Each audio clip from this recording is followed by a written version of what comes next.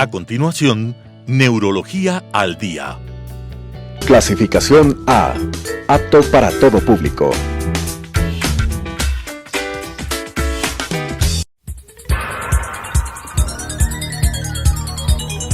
Las opiniones vertidas en este espacio por la producción y dirección del programa son de exclusiva responsabilidad de sus autores y de quienes intervienen en ellos. Telesucesos Canal 29 UHF presenta Neurología al Día, un programa que trata de afecciones del sistema nervioso con la conducción del doctor Ramiro Montenegro López. Neurología al Día. Buenos días, queridos amigos. Les doy la bienvenida a este programa de ustedes, Neurología al Día, en el que estamos revisando desde unas charlas anteriores el tema de los tumores cerebrales. Habíamos revisado en ocasión anterior lo relacionado con los meningiomas, es decir, de esos tumores extracerebrales, lo que se denomina extraaxiales, es decir, que están por fuera del cerebro, de la médula, pero que le afectan muy frecuentemente en forma directa. Hoy vamos a conversar algo acerca de otra variedad, otro tipo de tumores que se denominan los gliomas. El cerebro, un órgano sumamente sutil, fino, delicado, que está protegido por una cubierta dura que es el cráneo, es el alojamiento de algunos tipos de tejidos y de algunos tipos de estructuras. Recordemos, por ejemplo, lo que ya hemos mencionado, el parénquima cerebral, es decir, el tejido propiamente dicho del cerebro, de la médula espinal, del cerebelo y del tronco cerebral, el tejido cerebral que está integrado por las neuronas y sus prolongaciones, que se denominan los axones y las dendritas, y que tienen papel fundamental en la elaboración de ese producto final tan lindo que es el pensamiento y la inteligencia. Pero estas neuronas y sus prolongaciones están sostenidas o están sustentadas en un tejido de sostén que se llama el tejido glial. Ese es el tejido de sostén de las neuronas y de sus prolongaciones. Junto a estas estructuras, las neuronas, sus prolongaciones y el tejido de sostén que se llama el tejido glial, hay otras estructuras también, como es el caso de los vasos, tanto vasos venosos como vasos arteriales, y estructuras que en la intimidad de los hemisferios cerebrales son las elaboradoras del líquido que contiene el cerebro en sus cavidades, en los ventrículos, líquido que se denomina el líquido cefalorraquídeo. Este líquido cefalorraquídeo que está ocupando las cavidades de dentro del cerebro y la parte exterior por debajo de las meninges, es una estructura que le sirve al cerebro en cierto modo como de amortiguador para evitar que cuando nos desplazamos, cuando corremos, saltamos, etc., se vaya a chocar el cerebro contra las paredes del cráneo. Este líquido cefalorraquídeo es el que hace esa función, aparte de que tiene también otras funciones, como por ejemplo realizar la limpieza, el lavado del propio cerebro. Esa función que se realiza durante el sueño es fundamental, porque el cerebro, como todos los órganos de la economía humana, tienen desechos que eliminar como consecuencia de su funcionamiento. Pero bueno, ahora vamos a referirnos a los tumores gliales o gliomas. Sí, esto significa que estos tumores se originan en ese tejido de sostén del cerebro que se llama la glía. Y estos gliomas pues pueden ser de varios tipos. Hablamos de ependimomas, hablamos de propiamente los gliomas y hablamos también de oligodendrogliomas. En cuanto a los gliomas o tumores del tejido glial, también tienen diferentes grados, lo cual les permite dar una determinada constelación de síntomas y también son diferentes en cuanto a su pronóstico. Si hablamos de un glioma de grado leve, es muy probable que con el tratamiento se logre inclusive curar de ese tumor. Pero si hablamos de un grado severo o de un tipo 4 de gliomas, lo que se conoce con el nombre de glioblastoma multiforme, generalmente el pronóstico es muy sombrío. Pese a todas las medidas y de todos los esquemas de tratamiento a los que pueda ser sometido el paciente, lamentablemente la muerte se produce en alrededor de 12-15 meses.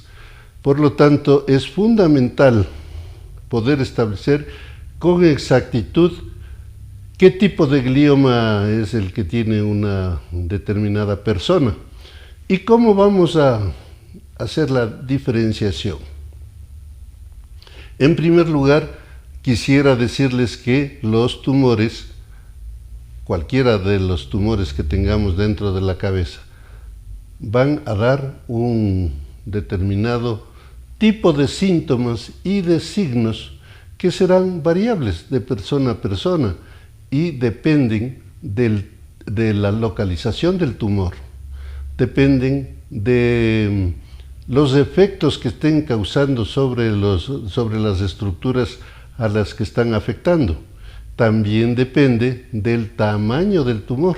No será lo mismo tener un tumor de 2 centímetros que de tener uno de 5, 6 o más centímetros.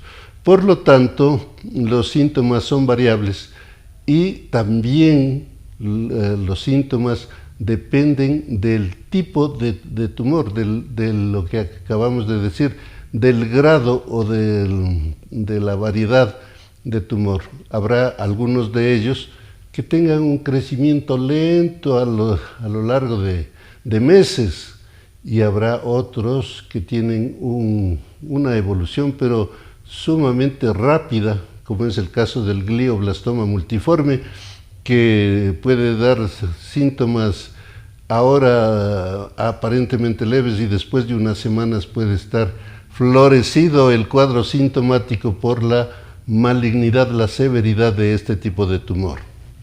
¿Cuáles son los síntomas? Los síntomas pueden ser muy variados, pero en este punto quisiera dejar claro un tema relacionado con el dolor de la cabeza. El dolor de cabeza o cefalea producido por tumores cerebrales no siempre es el principal síntoma. E inclusive hay algunos tipos de tumores que pueden ir creciendo en forma silenciosa sin dar síntomas, sin dar alteraciones ni molestias.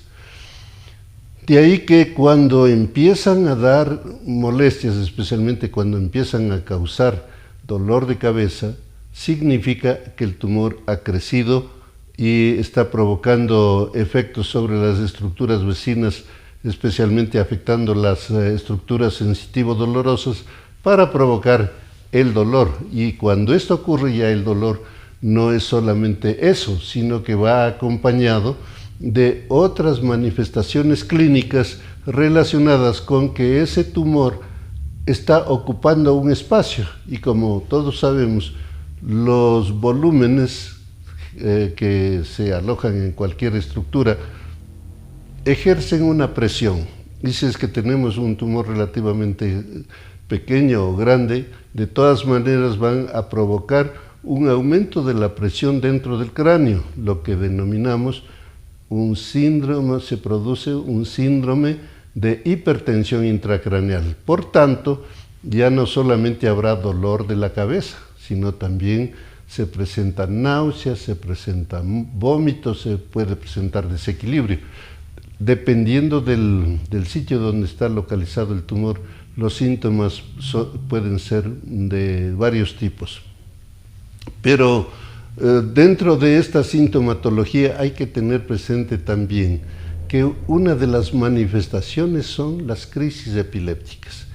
De manera que cuando una persona tiene una crisis epiléptica que aparece de pronto sin historia previa y se hace el diagnóstico, el trabajo diagnóstico, hay que tener presente que una de las causas de las crisis epilépticas pueden ser los tumores cerebrales, especialmente si están localizados en el lóbulo frontal o en el lóbulo temporal, que son zonas sumamente epileptogénicas.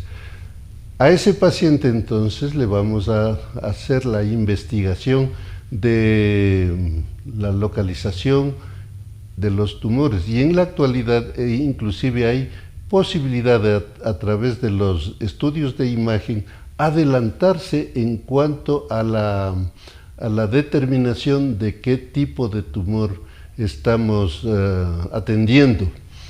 El estudio en este caso, o los estudios en este caso, de tumores cerebrales relacionados con epilepsia, consisten en realizar un estudio de resonancia magnética nuclear cerebral, estudio que por lo general nos permite establecer con exactitud la localización del tumor.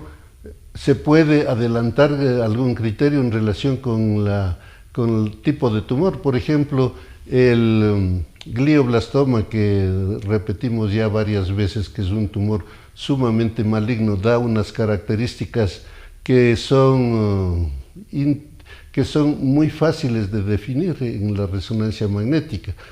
Pero este estudio también tiene posibilidades de hacer algunas variantes, como es el caso de la tractografía, por ejemplo, para poder definir el tipo de tumor. Y dependiendo de las características de la imagen, ya podremos orientar qué más debemos hacer. Pero tratándose de tumores que estén provocando epilepsia, un examen que resulta sumamente importante, casi podríamos decir indispensable, es el electroencefalograma. El electroencefalograma, que es un estudio más bien funcional, que nos va a permitir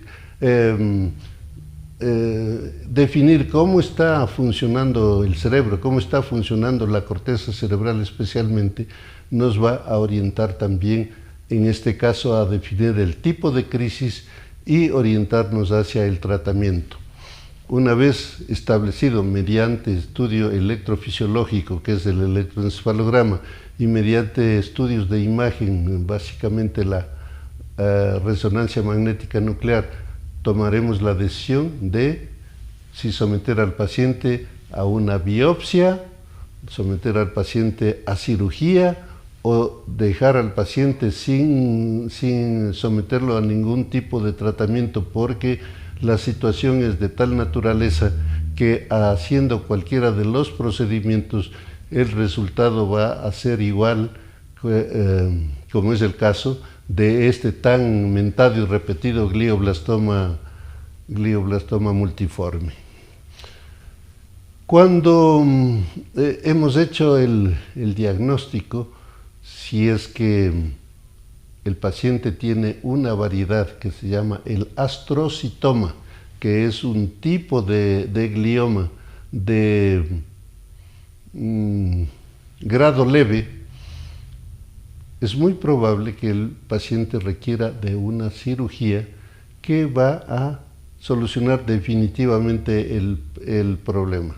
Estamos hablando de un astrocitoma grado 1, tanto que en los otros tipos, 2, 3 y peor, 2 y 3 básicamente, hay que someter al paciente en algunos casos a cirugía, pero también es posible que requiera de quimioterapia y de radioterapia.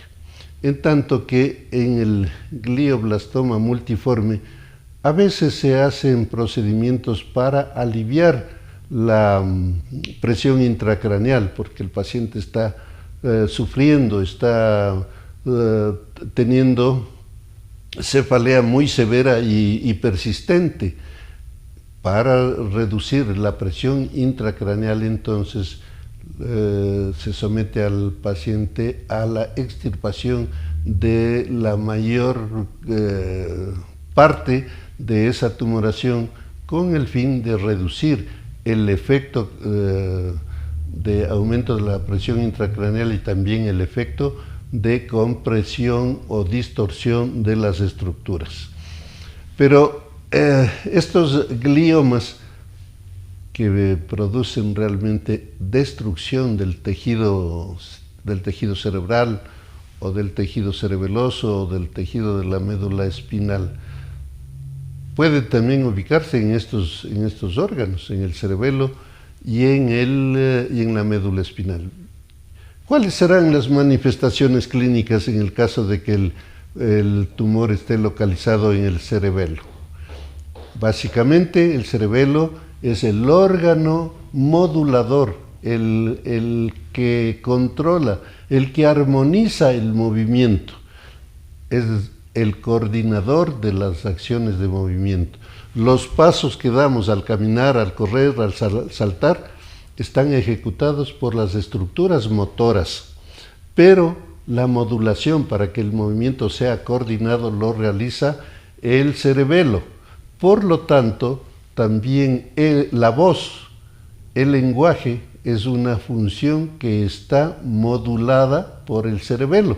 Consecuentemente, si es que un paciente tiene un tumor en el cerebelo, una de las manifestaciones será la alteración en la producción del lenguaje. A esta alteración de la producción del lenguaje como consecuencia de una afectación cerebelosa se denomina disartria. Perdón. Esta disartria significa que ya el lenguaje no es armónico, sino tiene un viso como si el paciente estuviera ebrio. A esto denominamos un lenguaje cerebeloso, es un lenguaje lento, es un lenguaje arrastrado y sin las inflexiones propias del lenguaje que utilizamos diariamente. Pero así como se produce la modulación del lenguaje, también se produce la armonía o la coordinación del movimiento. Si es que en uno de los hemisferios cerebelosos está alojado un tumor, el paciente va a tener alteraciones en el equilibrio. Cuando camina, va a hacerlo en forma incoordinada.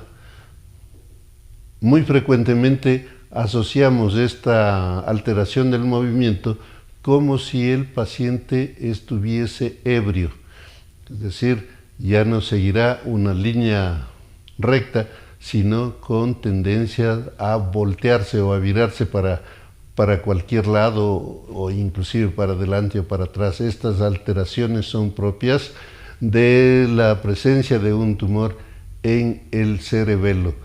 Y cuando esa lesión está en la mitad del cerebelo, en una estructura que une a los hemisferios cerebelosos, se produce lo que se llama ataxia truncal. Este desequilibrio al caminar, cuando el paciente lo hace como ebrio, denominamos ataxia. La ataxia es la alteración del equilibrio, pero cuando esa ataxia afecta al tronco del cuerpo humano, hablamos o sospechamos que el tumor o la lesión está ubicada en el vermis cerebeloso, es decir, en una estructura que está en el centro del cerebro y que une a los dos hemisferios cerebelosos. Y cuando el tumor está localizado en la médula espinal, dependiendo del sitio, de la altura donde está localizado el tumor, asimismo las manifestaciones serán congruentes. Digamos, por ejemplo, si la tumoración está localizada en la parte alta de la médula espinal, vale decir, a nivel del cuello, a nivel de la columna cervical. Las manifestaciones serán de parestesias, que llamamos, de parestesias o de hormigueo en los brazos, en los pies, y una debilidad que va a ser progresiva, una debilidad que afectará a los 4 miembros. Ya no habrá la fuerza suficiente para realizar las actividades motoras, para caminar, para trabajar, para hacer las tareas. Esa debilidad será progresiva hasta que en un momento determinado, una vez que la tumoración ha alcanzado un determinado tamaño, y si es que está afectado a las vías motoras que descienden desde el cerebro hasta la médula, se afectan, el paciente sufrirá lo que denominamos una cuadriplegia, es decir, estará paralizado del cuello hacia abajo, con afectación de órganos, como es el caso de la vejiga. Ya no habrá control de los esfínteres, y esta es otra manifestación que nos habla de que hay una lesión en la parte alta de la médula espinal, así como puede ocurrir también en lesiones de la médula en otras localizaciones, porque de paso les digo que el centro de control de la micción a nivel de la médula espinal está en la parte terminal de la médula, en la parte más baja de la médula, que se denomina el cono medular. Cuando haya afectación en la médula, ya sea a nivel torácico o a nivel cervical, una de las manifestaciones será también el incontrol de los esfínteres.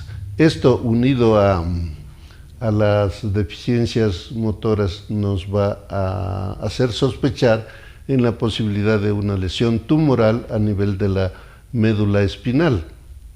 Y en este caso también, para hacer el diagnóstico, recurrimos a la resonancia magnética de la médula espinal, que nos podrá mostrar la presencia de esta tumoración a nivel de la médula espinal, que asimismo podrá ser de cualquiera de las variedades que hemos mencionado. Esto es lo que ocurre en forma general, pero también habrá otros casos en los que los tumores gliales pueden dar otras manifestaciones. Si están localizados, en el caso de los tumores cerebrales, si es que hay una localización a nivel de los lóbulos frontales, las manifestaciones en relación con el humor y con el comportamiento pueden ser las iniciales de esta tumoración. Una persona que de pronto empieza a cambiar su forma de comportarse, su forma de ser, que se vuelve huraño, que se vuelve irritable, que puede tener agresividad, que no está conforme o que está apático o está desinteresado. Es decir, una persona que de pronto cambia su forma habitual de ser, puede también estar alojando un tumor a nivel del lóbulo frontal, de cualquiera de los lados. O en el caso de que la lesión se ubique en el lóbulo temporal, las manifestaciones pueden estar relacionadas especialmente con la memoria, un deterioro progresivo de la memoria, un deterioro de la capacidad de concentración, de la capacidad de atención, más la presencia de crisis epilépticas, de las llamadas del lóbulo temporal, pueden orientar a pensar en que la tumoración está localizada en esta estructura que se denomina el lóbulo temporal. Es decir, mis queridos amigos, los tumores gliales pueden causar una gran cantidad de manifestaciones clínicas, de ahí que cuando haya visos de que estas manifestaciones se están produciendo, hay que buscar ayuda de inmediato. Es lo que tenía que contarles el día de hoy. Muchas gracias y buen día.